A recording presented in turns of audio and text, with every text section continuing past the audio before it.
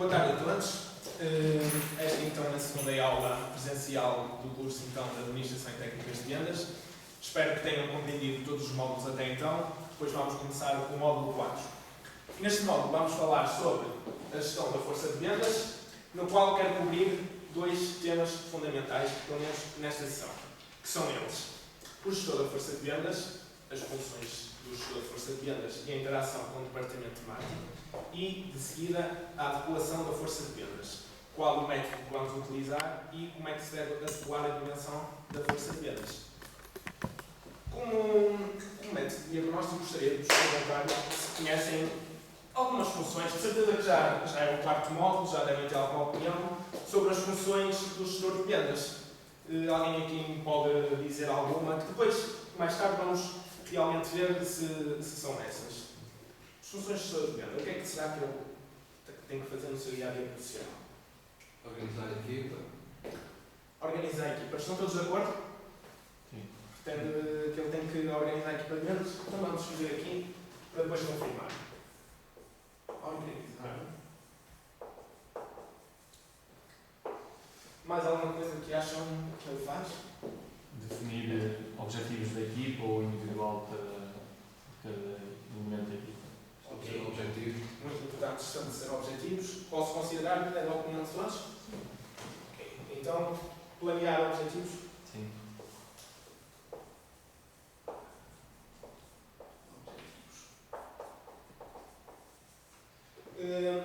Eu não referi, mas nesta apresentação quero que se foquem em mim e na apresentação.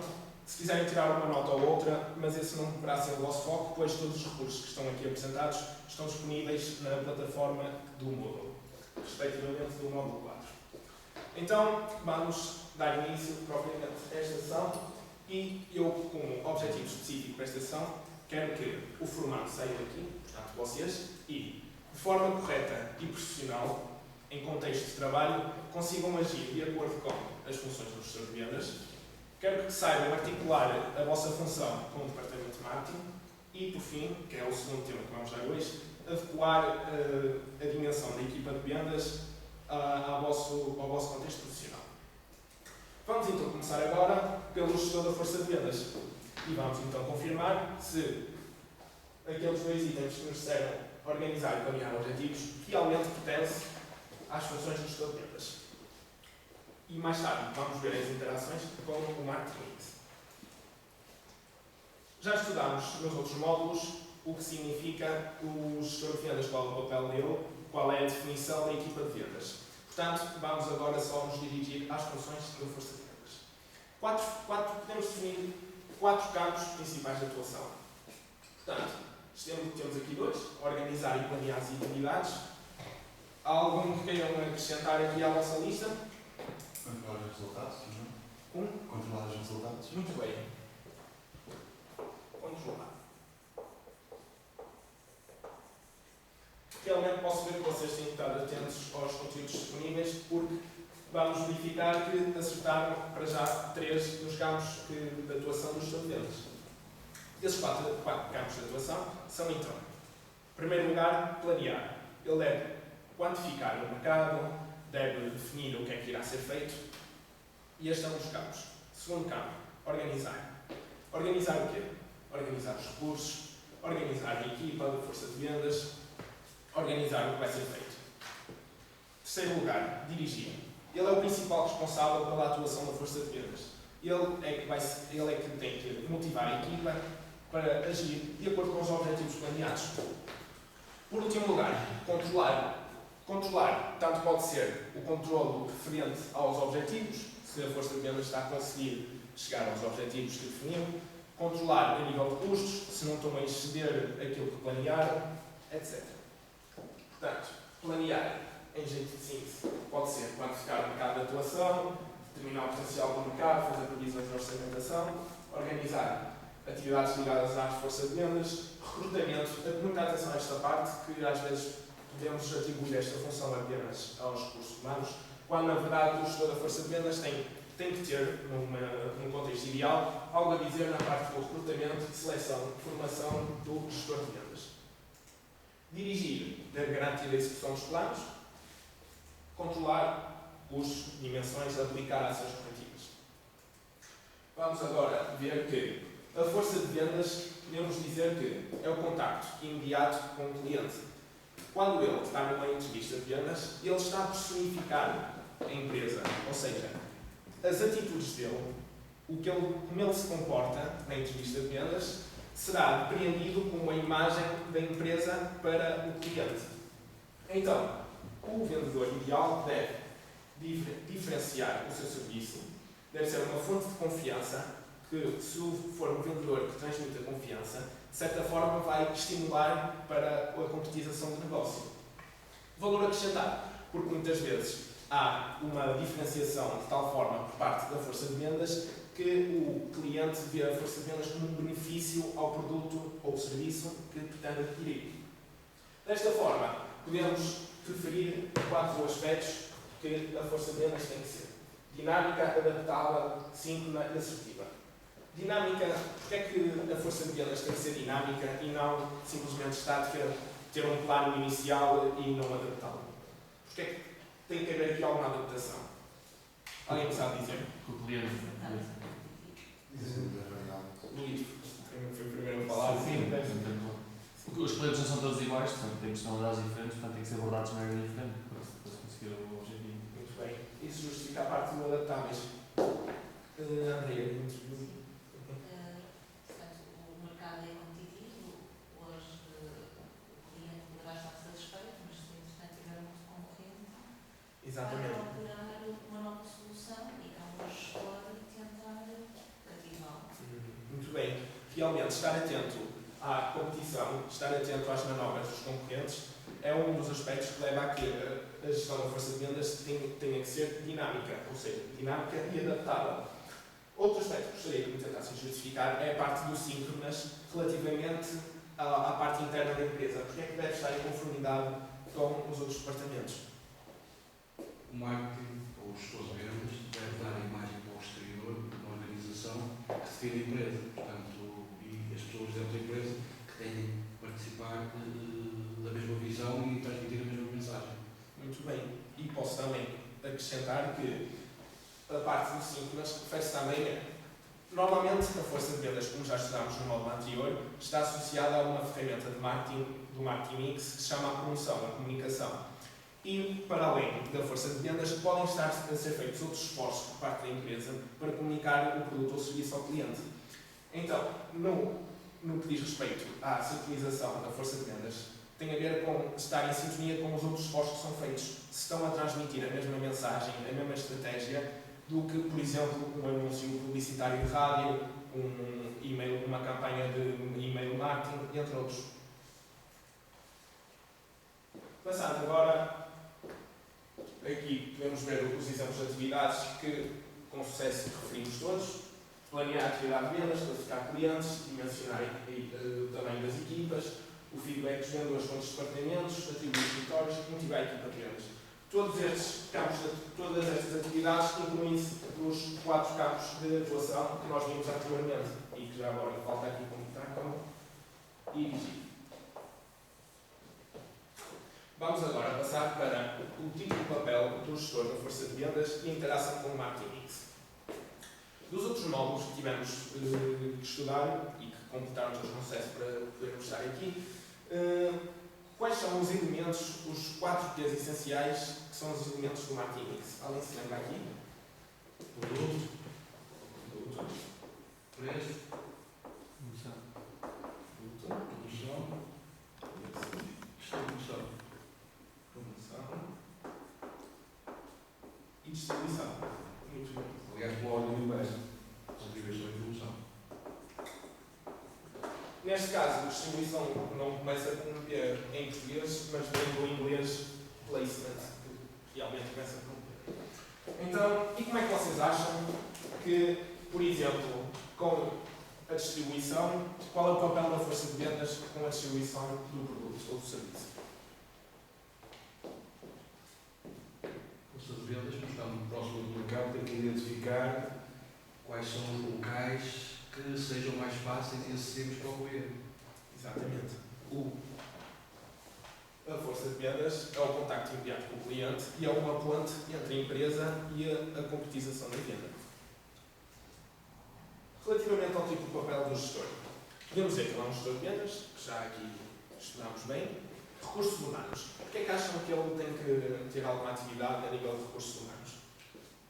Ele tem que conhecer o perfil das pessoas da equipe, ou seja, com quem conta, Exatamente. no processo de recrutamento. No processo de recrutamento, entre outros, seleção. Portanto, como ele tem que ter um grande domínio de relações interpessoais, está constantemente a interagir com outros, a nível de formação, recrutamento, seleção, nas atividades do dia-a-dia, podemos dizer que ele tem que desempenhar um papel também de recursos humanos. E a nível de marketing, como vamos ver a seguir, devido às interações com os 4Ps. Relativamente à distribuição, já vimos que a força de vendas é então um elo de ligação entre o vendedor, entre a empresa e o cliente.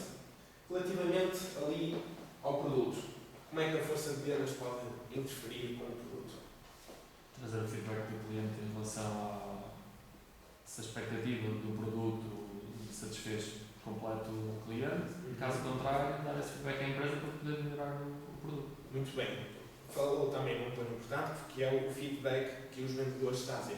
Porque realmente os vendedores vão interagir nos 4 P's e é num ponto que é abrangente aos 4, que é o feedback que trazem do mercado. Eles é que estão no terreno, eles é que estão em contacto direto com o cliente, eles é que sabem como é que é a reação ou o impacto das medidas que estão a ser implementadas, às vezes no silêncio de um escritório de marketing em que não estão propriamente no mercado.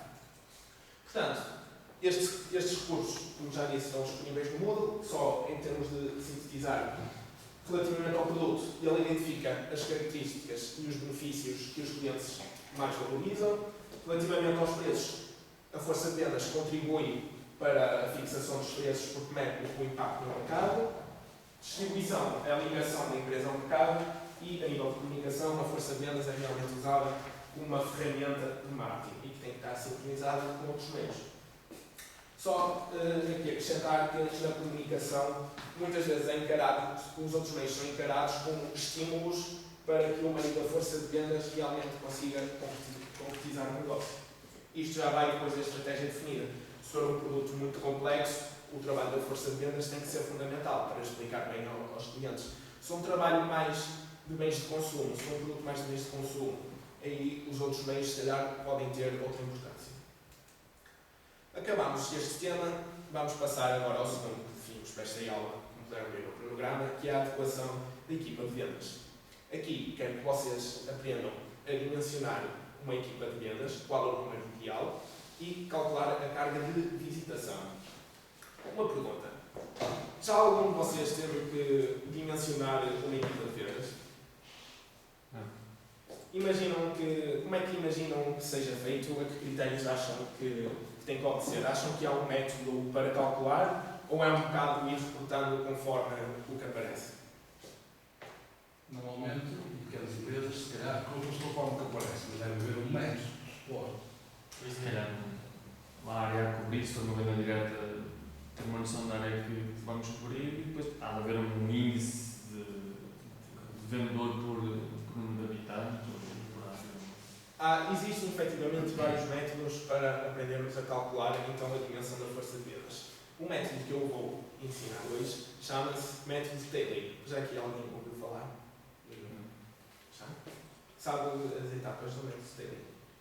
Eu sei que tem entre 5 ou 6 etapas e que encaixam de uma forma local. Exatamente. O método de Taylor, antes de começarmos, tem que responder a uma pergunta fundamental, que é: qual o número de vendedores ideal? E o método de Taylor vai-nos dizer porque e como saber. Para utilizarmos este método, a equipa de força de venda já tem uma especificação deste método, que existem outros, já tem que ter uma lista de clientes atuais ou uma lista de potenciais clientes.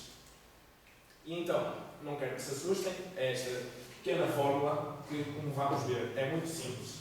Eu vou passar a escrever aqui, só para, ao longo do processo, podermos ir ver se realmente as etapas são tão simples como eu digo que são. Basicamente, estou aqui a vender-vos o bom por barato.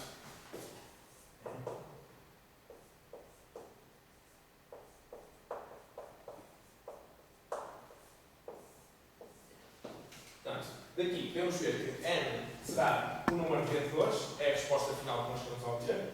Este sinal aqui, como se calhar sabem, é o somatório. Aqui temos o número de clientes por classe, aqui a frequência de visita por cada classe e, por fim, este número todo irá ser dividido pelo número de visitas por dia e número de dias no terreno. Basicamente, o que está aqui, apesar de estar com outro aspecto, é o mesmo que está aqui, que é uma divisão. E então, calma, isto é simples, são apenas 6 etapas, não são contas muito complicadas, e vou-vos passar a explicar este método com recurso a um exemplo, a um estudo de caso. Dividi o estudo de caso então em 6 etapas. Vamos começar então pela número 1. Primeiro, classificar os clientes. Temos aqui exemplos de uma lista de clientes. O nome das empresas e vamos classificá-los. Que tipo de classificação é que se deve utilizar aqui? Talvez uma classificação ordinária, ou seja, que nos permite ver cada cliente com uma ordem de prioridade. Aqui foi utilizado A, B, C. Dividimos esta lista de clientes em 3 letras, sendo o A o mais importante e o C o que requer menos atenção. Agora vocês, uma pergunta que me podem fazer e bem é como é que atribuímos o A, como é que sabemos qual é o mais importante ou o menos importante para atribuir o C? Como é que acham que isso deverá ser feito? Volume de vendas, muito bem, ou potencial de negócio, caso ainda não seja o nosso cliente. Atenção que isto é fundamental de saberem, porque às vezes pode haver erros na classificação de clientes e no final desta sessão iremos ter um pequeno teste só para confirmar se a aprendizagem foi feita por todos. Segundo passo, também muito simples, quantificar o número de clientes por classe. Basicamente, pegar a nossa lista atual de clientes e ver quantos clientes pertencem a cada classe. Neste caso, clientes tipo A80, B3, C2. É o nosso exemplo. Passando agora à terceira fase, definir periodicidade e frequência média anual de visita. Os clientes tipo A, que são aqueles que têm mais importância para a empresa, devem ter uma atenção diferenciada dos clientes tipo B, que por sua vez também devem ter uma atenção diferenciada dos clientes tipo C. Então, nós vamos definir uma periodicidade de visita a cada um dos tipos de clientes, sendo que nos clientes tipo A, semanal, B, quinzenal e do C, trimestral. E aqui, este valor, podem ver aqui, que é o valor do FI da nossa fórmula, que também é muito simples, já temos aqui os dados, será o número de semanas operacionais que há no ano, o número de quinzenas e o número de trimestres. Método 4, calcular a carga de visitação. Basicamente é multiplicar um pelo outro. E temos aqui a carga total de visitação. Atenção, visitas de prospecção devem ser adicionadas neste valor final. Estão a fazer entender? Muito bem. Calcular o V, ou seja, já temos aqui o numerador todo para podermos calcular, já temos todos os elementos. Falta-nos saber o denominador. Estimamos que cada vendedor faz 5 visitas por dia na nossa empresa. E o total de dias para vender, já descontados os fins de semana, feriados, férias, reuniões e faltas de eventuais, 210 multiplicamos um número pelo outro, chegamos ao número de 1050. Ou seja, já temos o número de clientes por classe. Sim. Foi o primeiro passo. Já temos a frequência de visita. Sim. Já temos o nosso denominador também. Ou seja, a fórmula que inicialmente parecia complicada tornou-se agora muito simples, depois temos os dados todos disponíveis para podermos resolvê-la. Agora, como eu não exigi que trouxessem máquina de calcular, temos uma atividade no fórum, na plataforma Moodle, que devem completar com 2 a 2 essa atividade e é um estudo de caso. Basicamente, vão ser atribuídas empresas a cada um de vocês e vocês vão ter que calcular a dimensão ideal para cada equipa de vendas. E agora, gostaria de passar a um pequeno teste, só para aferir se realmente a aprendizagem foi feita. Se não te importas, tiras as 3. São apenas 5 questões de escolha múltipla que devem responder em cerca de 2 minutos. Depois, no final da apresentação encontramos as síntese, podem ver a apresentação em casa e se tiverem alguma dúvida podem sempre endereçá-la.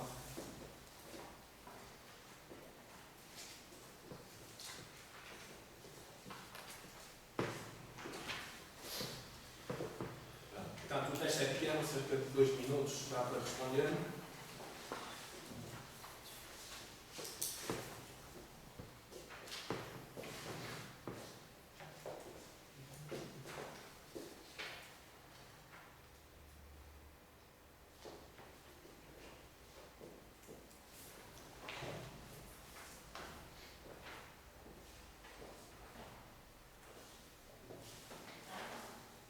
Já conseguiram resolver? Muito bem. Sim, interessante já está. Vou começar a recolher e a dar um feedback para ver se realmente conseguiram atingir os objetivos que se pretendiam. Com licença. Com licença. Obrigado. Na pergunta 1, a resposta certa nos campos de atuação era a ser planear, organizar, dirigir e controlar. Na pergunta 2, a resposta certa era a B, que são 6 etapas do método técnico.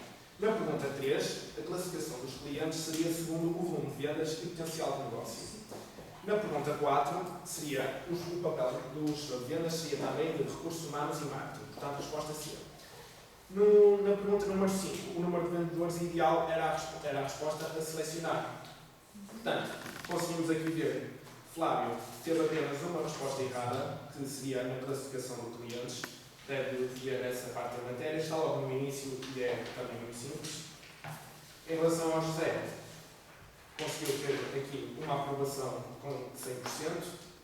Não, tem aqui uma mal no papel dos gestor de vendas. Portanto, é logo o segundo capítulo que está no manual, que também deve se calhar ver melhor, e depois na próxima aula veremos se as dúvidas foram todas esclarecidas. Dou por encerrada esta aula e espero que então consultem o Moodle para realizar a plataforma que está no fórum e para colocarem alguma questão que possam ocorrer. Vou-vos distribuir agora o questionário da avaliação da formação, que é muito importante para que nós possamos melhorar na nossa atividade, e que vou pedir que passes a cada um dos seus colegas, que no fim irei recolher, deixem por favor em cima da mesa. Da minha parte está tudo por hoje, vemos na próxima aula. Obrigado.